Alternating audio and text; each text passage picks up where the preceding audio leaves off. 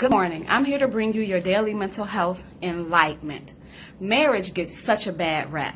You always hear how hard it is to be married, the challenge that it is to maintain a marriage. However, marriage in and of itself is not hard. Marriage and maintaining a marriage is not the problem.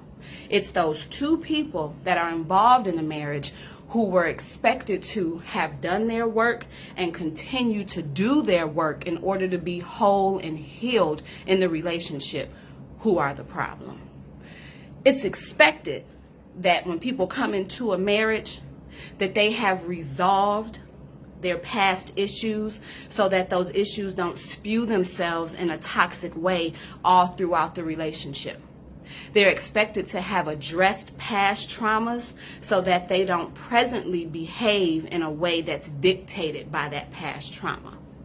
They're expected to be secure enough within themselves that they're able to fully accept their partner for who they are and not create conflict because their partner isn't exactly how they are or how they want them to be. That's what makes marriage hard.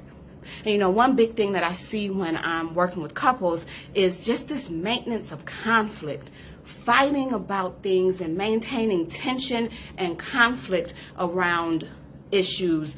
And it's a constant process. So one of the things I ask is, okay, the things that you all are fighting about, are these deal breakers? And by deal breakers, I mean we all have a couple of things that we've identified as issues that if they occur in our marriage, we're done. For instance, one of my deal breakers is if my husband were to ever abuse me or my children in any way, physically, emotionally, on a verbal level, any way like that, I would be done. So when I ask my couples, is this a deal breaker that you're fighting for? I know that it's not, because deal breakers occur so rarely, if at all. In the 18 years that I've been in a relationship with my husband, I have not encountered a deal breaker with him. So the things that couples are fighting for are daily, everyday issues that are blown out of proportion and are made big deals.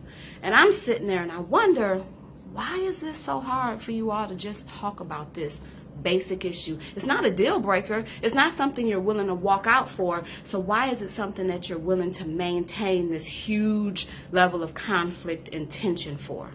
Like really, you can have a husband and a wife and they both get home and find out they don't have peas for dinner. The husband says, I thought you were going to pick up the peas. The wife says, no, you told me you were going to get the peas. And then there they go. You're always blaming me for things. You're always putting responsibility on me. And they get into this fight that becomes so intense. They start to throw daggers. And then they end up not talking 2, 3, 4 days because of $1.19 can of peas. I see this all the time. But then what's crazy to me is when the deal breaker issue comes up, they're able to talk about that in a healthy and calm way. So when the husband and or wife finds out, say, that the other person was cheating, they sit down, well, what was going on with you? Why couldn't you talk to me about it? I want you to know you can come to me about anything. We have a family. We need to make sure that our children have a secure family and place to come. We can't do this. So I'm looking and saying, so about your deal breaker, you can have a healthy, calm, conflict-free discussion. But about these small, everyday issues, you maintain all this conflict, right? There's something inherently unhealthy about that. So it's important to figure out what internally is being triggered inside of you that causes you to consciously or unconsciously have this drive to maintain conflict about things that aren't even important. And see, a part of it is the fact that we've been given these mythical beliefs about how you should function in a relationship. For instance, I see this all the time with women where they'll just blow up their man's phone, and I'm talking about in a heterosexual relationship. They'll blow up their man's phone, and I'm like, well, what's going on? He has complaints about it, and she's just like, every now and then you just got to let him know you here, and whoever he's with, they just got to let them know I'm here. I run this. No, you don't. Why are you blowing him up? For what? You got that from somewhere. And you got that, and unknowingly, you got that from a woman who was functioning within an unhealthy relationship. So she developed an unhealthy behavior in order to maintain the status quo of that relationship. But we've been led to believe that doing that is normal. What I see a lot with men is that they'll sometimes just not respond to their wife or their girlfriend. They just, sometimes you just gotta let her want you. Sometimes you gotta let her chase you. You can't always be available. Why?